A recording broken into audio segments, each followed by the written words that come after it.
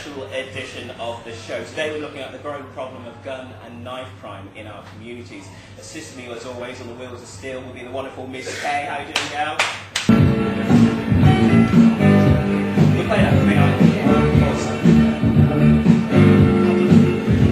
Seriously though, since January of this year, 17 young people have tragically lost their lives as victims of gun and knife crime in the capital.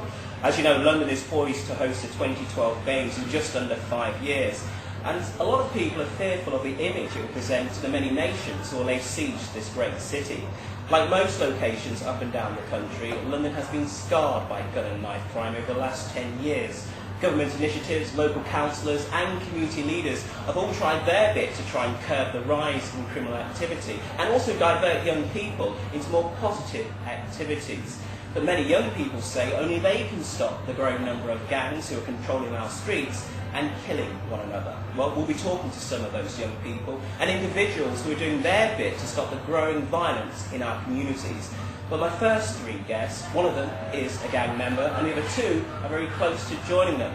They've asked that we protect their identity so you at home will not hear their real voice and we will not be using their real names. So ladies and gentlemen, welcome Crafty, Junior and Emmanuel to the show.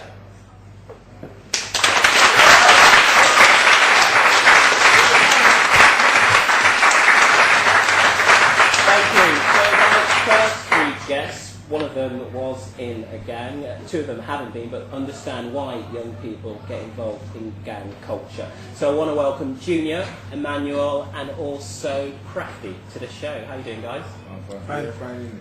Junior, I'm going to start with you first, because you were in a gang. What made you get involved in kind of like gang culture and stuff? Usually people get involved in a gang with like family influences, like older cousins and like things along them lines.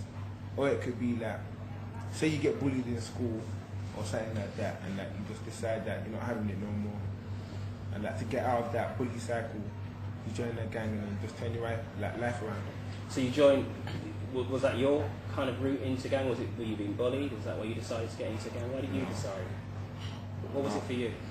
I wasn't like really violent, it's more musical. Because like when you're in like a unit and you have lots of allies, you feel like more safe. So is it a gang or was it just a group of friends? Did it just start with a group of friends? You were just rolling with your friends? Yeah. And then when did it go from rolling with your friends to actually getting involved in stuff which most people would say was criminal activity? So you're with your friends for music, but then something happened, something changed. What changed? No, because you know, like, say you're doing your music thing, there's obviously people going to be hating you and that, and then like certain members of the gang won't tolerate that. But like, I decided to leave in it. Why did you decide to leave? Because there was a lot of trouble, a lot of friction. Yeah.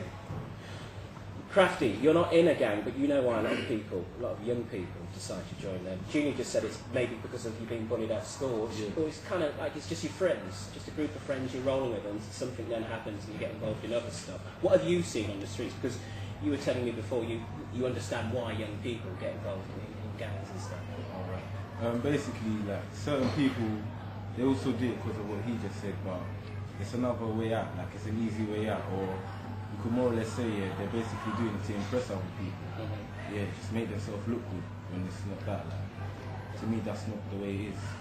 You're not going to be in a gang to impress someone. If you're going to be in a gang, you're going to be in a gang, but don't do it to impress no one. It's not about that. So we have gangs and we just have friends, because that's what I want to make that distinction. There are just some young people who just have mates. They roll with mates, they don't get involved in anything bad.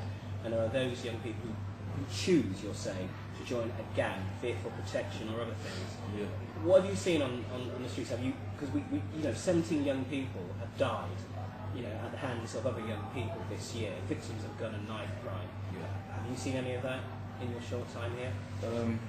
Recently, I had one friend that was stabbed. Well, it was basically a school thing involving one school and another school, and like it just basically started off with talking, and then it just led to fighting, and then all of a sudden weapons got involved, which led to one of my friends getting stabbed, and he almost died, but luckily enough he's not dead, and it's just escalated from there.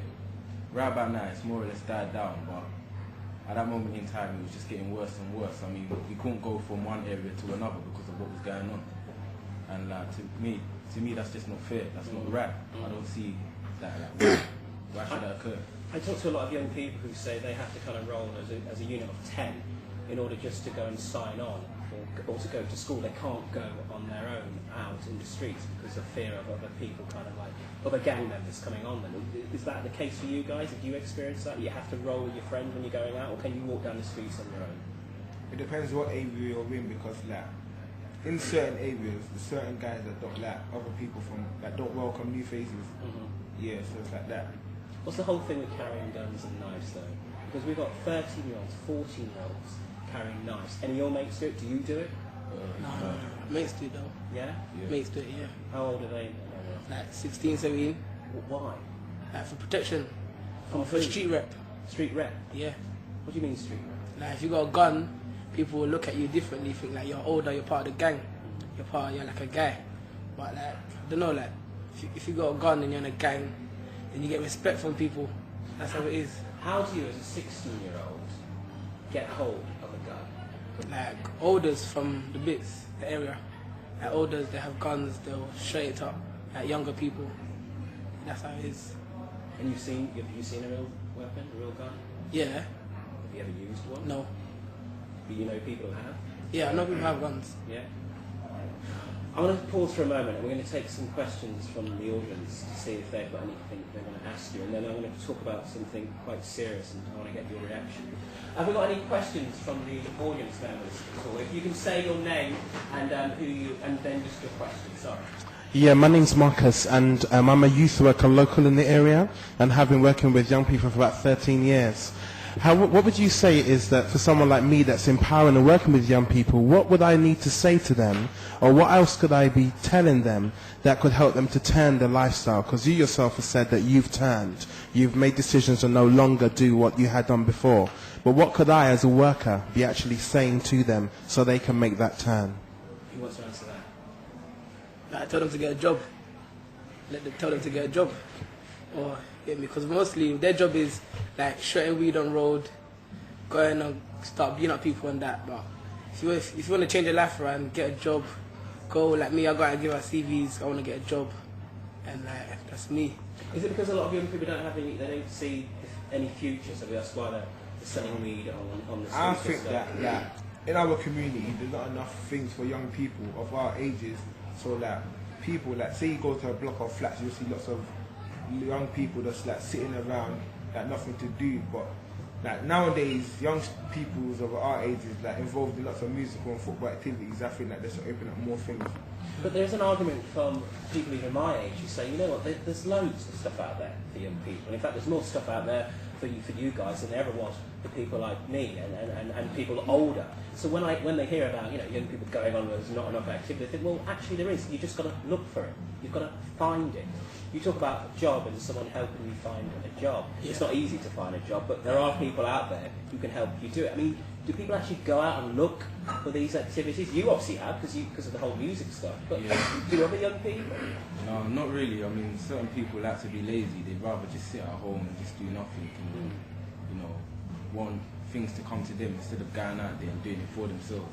Okay, hold on, let's see if we've got any more questions. Got any more questions at all? Anyone else want to ask a question? Okay. My name's Claudia. I just wanted to know, do you think youth clubs would be helpful to you guys if they were aimed at things that you need? Like you said you're doing your CV, or you know, you want to look for work. Do you think that would be useful? Yeah. Yeah? Yeah. But I just think it depends on the youth workers, because certain youth workers have like lived a lifestyle that